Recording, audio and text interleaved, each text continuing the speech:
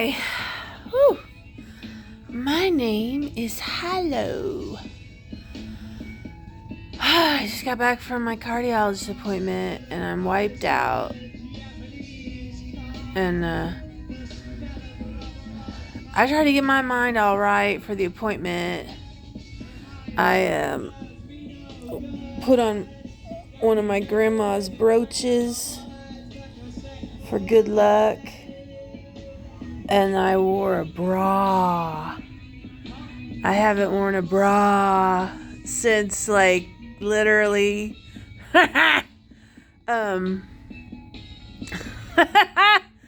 February or March of 2020. I worked in my office, and then I remember one of my very last doctor's appointments was right when the pandemic was starting to kick in. And I remember being so scared. I had gone to my PCP's office and I was so scared because, of course, it was jam-packed with people coughing and sneezing, and you couldn't really get social distance in your seat choice because it was a pretty crowded room. And I was so scared. And then I remember the nurse, how somebody comes and works with you, it's a nurse, before you see the doctor. He brought me back to the room and he was with me for a couple minutes and he started reading my chart and stuff, and then he was all like, "Oh, I'll be right back." And then he came back in and he had a mask on. Like, seriously, it was before Italy was full blown. I was terrified because I've always paid attention to the world because I'm a citizen of the world, baby. Yes, I'm an American. I understand being a woman living in America. There's a lot to be thankful for, but I'm a citizen of the world, baby. I love so many cultures around the world and the history of the world. So yeah, I was paying attention. Because remember, we were late to the party in America. But I remember Italy, when Italy got hit so hard, I was so freaked out. I felt so bad for them. They lost so many people in the early days of the pandemic. So yeah, I knew what was getting ready to go down. But I remember looking around the whole room of people and wondering how many people know, and no COVID precautions were in place yet. Like I said, obviously they were starting to get wind of it, but they weren't sticky enough about it to make sure they had the mask on. You know what I mean? Like, he saw because CHF,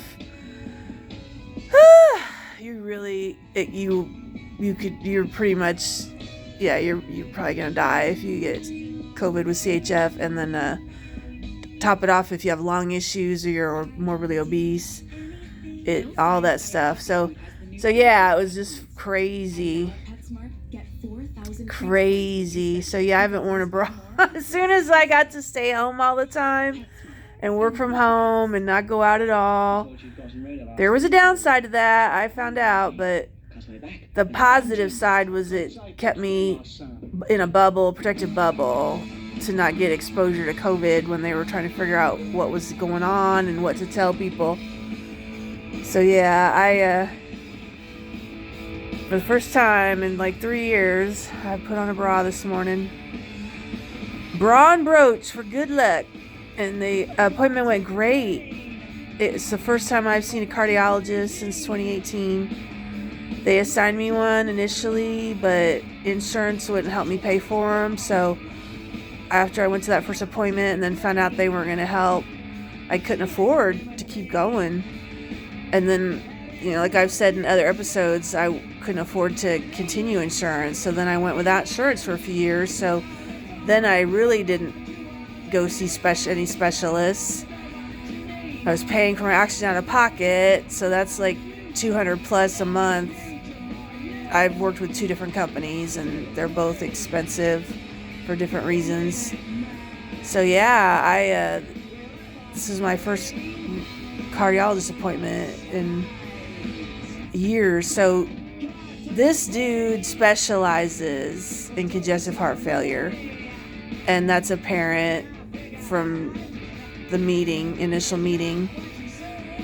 So yeah, my journey's just starting. I'm gonna have to go get a stress test, and he wants to figure out what level. There's different degrees of CHF, so they don't know. All these years they don't. They do echocardiograms of me in the hospital. I've had I think I've had three. No, I've had three. So the first two were the same, and then that third one I had in 2022, and they told me my heart had gotten worse. So I really want to know too the results of all that. And then I'll hear people that have loved ones with CHF, or they have CHF, and they'll talk about, I'm at 50%, or I was at 60%. And nobody talks to me in those terms, because I've never gone that far down the rabbit hole to get those kind of assessments done. So I don't even really know what stage heart failure I live in. So yeah, this is good stuff. It's all important for me to get the proper education, information to make decisions to help me get healthy and be able to do what I want to do in life. It's all about your quality of life. You gotta be able to move around and do things for yourself in order to pursue your bliss and have a good quality of life. So I'm really knocked out, and I'm gonna probably take a nap. Agape love to everybody.